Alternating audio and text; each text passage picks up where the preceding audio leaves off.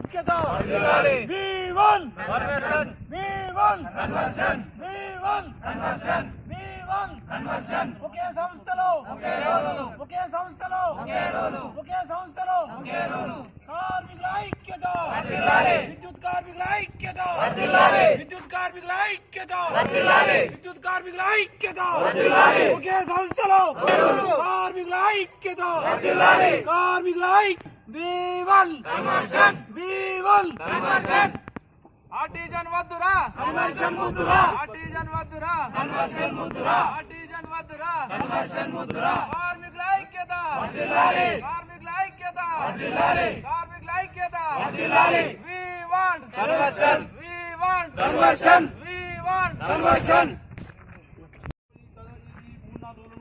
కనుక ఒకవేళ ప్రభుత్వం విద్యుత్ సంస్థలను పట్టించుకొని ఎడల పూర్తిగా ఉద్యమాలు తీవ్రత చేస్తే ఈ ప్రభుత్వం తప్పకుండా దిగొస్తుంది. మీ గుంతలో కోరికలు కావాలి. మీరంతా 34 ఏళ్ళ వయసున్న వాళ్ళే ఉన్నారు కాబట్టి కుటుంబం అంతా మీ మీద ఆధారపడింది. పిల్లలు అంతా భార్య పిల్లలతో ఆధారపడిన వాటి ఈ జీతంతో బతకపరచలేదు. ఇప్పటికీ ఆనందిస్తారు. అదేవిధంగా మేము కూడా సజీవ గారికి తప్పకుండా వాళ్ళు కూడా మీ సమాచారాన్ని తెలియజేస్తాం. వాళ్ళు కూడా మీకు మద్దతు ఇచ్చే విధంగా మేము మీకు 3వ రోజు చేయడం జరిగింది. మీరు చేస్తున్న న్యాయమైన డిమాండ్స్ కోసం కార్మికుల పక్షాన అదేవిధంగా బీఆర్ఎస్ పార్టీ పక్షాన మీ అందరికీ మద్దతు ఉంటుందని చెప్పి సందర్భంగా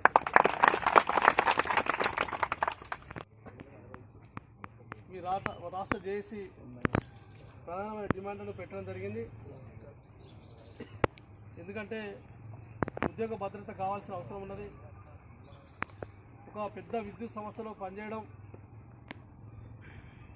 ఇది ఎంత టైం ఇవ్వాల్సిన అవసరం వస్తుందంటే విద్యుత్ సంస్థకు అంత కనీసం కొంత సంపాదన సంపాదించుకున్నా కూడా కొంత సమయాన్ని ఇవ్వాలని చెప్పేసి ఆలోచనతో మీరందరూ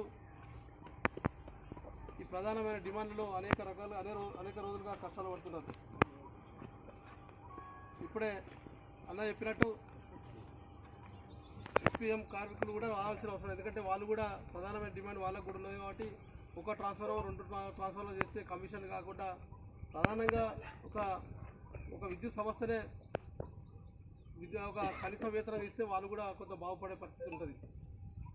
అదేవిధంగా బిల్డింగ్ సంబంధించినది పొద్దున్న వేస్తే వారం 10 రోజులు మినిమం బిల్డింగ్ కొడితేనే డిపార్ట్మెంట్కి ఆదాయం ఉంటుంది. అది చేసే పరిస్థితి లేదు. అందుకోసమే న్యాయమైన డిమాండ్స్ కోసం మీరు అందరూ చేస్తున్నారు కాబట్టి తప్పకుండా మీరు చేసే పోరాటానికి మా వంతుగా మద్దతు ఇస్తాం. ప్రభుత్వం కూడా స్పందించాల్సిన అవసరం ఉన్నది.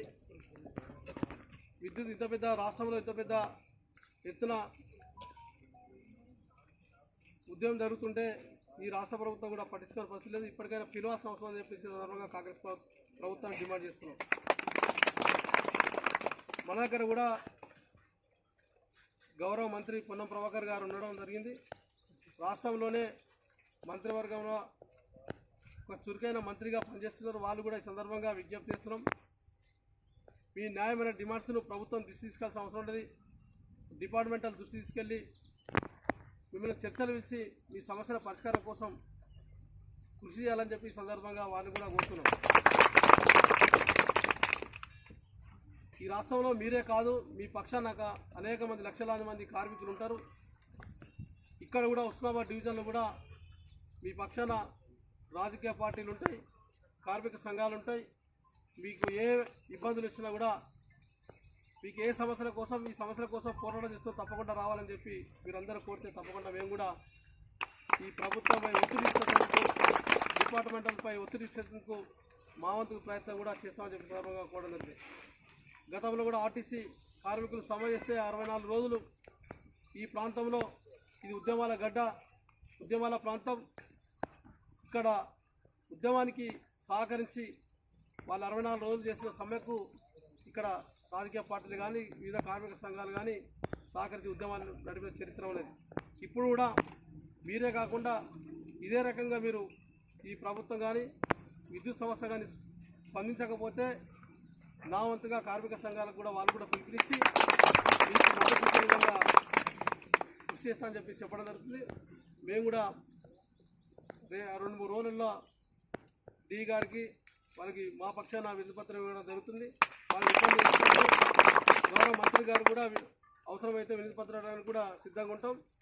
మేము కూడా మీరు కూడా ఒక ఎంప్లాయీస్గా ఉన్నారు కాబట్టి కొన్ని లిమిట్లో పనిచేయాల్సిన అవసరం ఉంటుంది కాబట్టి ఆ రకంగానే పనిచేయండి.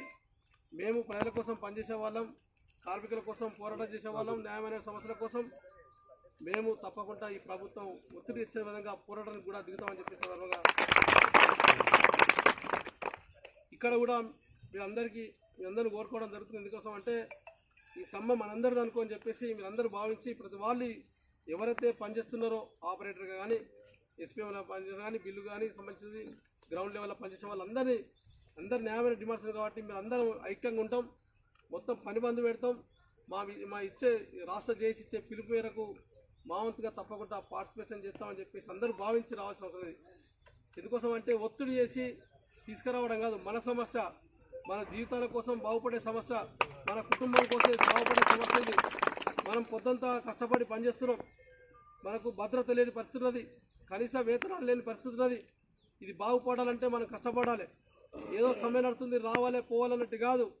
మీరు నడిచే సమ్మెను ప్రభుత్వం తీసుకెళ్లేందుకు అరే వీళ్ళంతా ఐక్యంగా ఉన్నారు, వీళ్ళంతా పోరాటం చేస్తారు అని చెప్పే విధంగా ఈ ప్రభుత్వం తీసుకెళ్ళేందుకు మీరందరూ భావించాలి.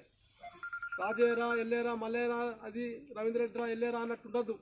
మాది సంఘం నడుపుతుంది మీ సమ్మె, మేము అందరం యూనిట్గా ఉన్నాం. తప్పకుండా పొద్దున 8 గంటలకు 10 గంటల వరకు 10:30 వరకు టైం ఇచ్చిన ప్రకారం మీరు ఏదైతే దీక్ష శిబిరాలు చేరుకోవాల్సిన అవసరం లేదు. అప్పుడే మీరందరూ ఐక్యంగా ఉండి పోరాటం చేసినట్టు లెక్క కనబడుతుంది. లేకపోతే మీ దగ్గర యూనిట్ లేకపోతే ప్రభుత్వం కూడా అదే రకంగా ఉంటుంది, వీళ్ళ దగ్గర యూనిట్ లేదని చెప్పి భావిస్తుంది, ఈ సంస్థ కూడా అదే రకంగా భావిస్తుంది. కాబట్టి తప్పకుండా దయచేసి ఇది మన సమ్మె, మన కుటుంబం చేసే మన జీవితం కోసం సమ్మె కాబట్టి సమ్మెలో మీరు అందరూ పాల్గొనే విధంగా చూడాల్సిన ప్రభుత్వం. ఎందుకోసం అంటే మీరు చేసే వందలాది మంది ఇలా ప్రభుత్వం దృష్టి చూస్తే రోజు హుస్నాబాద్ డివిజన్లో టెంట్ ఏర్పాటు చేసారు, వీళ్ళు సమ్మె నడుపుతారు, ఎంతమంది వస్తున్నారని చెప్పి రోజు రిపోర్ట్ ఇంటెలిజెన్స్ ద్వారా రిపోర్ట్ పోవడం జరుగుతుంది.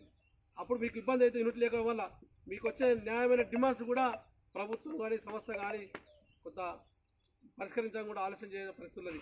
అదే మీ న్యాయమైన డిమాండ్స్ కోసం మీరు అందరూ ఐక్యంగా ఉండి పోరాటం చేస్తే అది వీళ్ళందరూ నిజంగా కొట్లాడతారు. వీళ్ళకు కొంత విభేదాలు తీసుకొచ్చిన పరిస్థితుల్లో కూడా సంఘంలో కానీ మీ మధ్యన ఉన్నా కూడా వాళ్ళందరినీ కన్విన్స్ చేయాల్సిన అవసరం ఉన్నది.